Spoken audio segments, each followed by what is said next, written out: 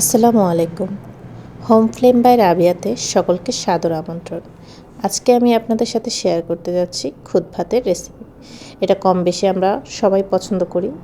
তার জন্য এখানে নিয়ে নিলাম ঘরের তৈরি চালের খুদ। আমি অল্প পরিমাণে নিয়েছি। তো চালটাকে ভালো করে ধুয়ে বেশ কিছুক্ষণ ভিজিয়ে নেওয়ার পরে প্রায় 10 মিনিটের মতো পানিটা ছেঁকে দিলাম। এ পর্যায়ে কড়াইতে দিয়ে দিলাম খানিকটা তেল, দিয়ে দিচ্ছি পেঁয়াজ কুচি, আদা ও রসুন বাটা হাফ চা চামচ করে, দিয়ে দিলাম কাঁচামরিচ কুচি। এবার এটাকে একটু ভেজে নিচ্ছি। পানি অ্যাড করে দিয়ে দিচ্ছি গুঁড়া মশলা। এখানে জিরা গুঁড়া 1 চা চামচ, ধনিয়া গুঁড়া হাফ চা চামচ, হলুদ ও মরিচ হাফ চা চামচ করে, দিয়ে দিচ্ছি এলাচ ও দারচিনি।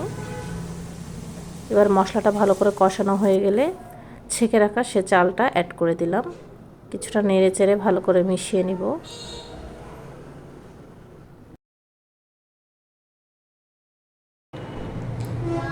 দিয়ে দিচ্ছি 1 চা চামচ লবণ। এবার ভালো করে নেড়ে চেড়ে মিশিয়ে দিয়ে দিচ্ছি গরম পানি 2.5 কাপের মতো। এই পর্যায়ে ভালো করে ঢেকে দেব। মাঝে মধ্যে একটু নেড়ে চেড়ে দিতে হবে, না হয় নিচে লেগে যেতে পারে।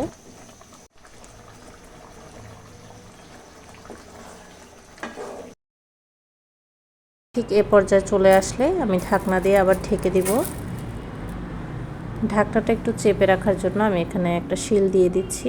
আপনারা ভালো করে ঢাকনাটা আটকে দিবেন। আমি খুদ ভাতের সাথে আজকে ভর্তা করব, সাথে ডিম ভাজা করব। এখানে আমি ছুরি শুটকি যেটা পাওয়া যায় সেটা ভর্তা করব। ছুরি শুটকিটা মরিচ, পেঁয়াজ, রসুন ভেজে একসাথে বেটে নিব। এখানে আরেকটা নিলাম সরিষা ভর্তা করার জন্য, সরিষা ও ভাজা পেঁয়াজ এবং মরিচ দুইটা আমি বেটে নিব এই ফাঁকে।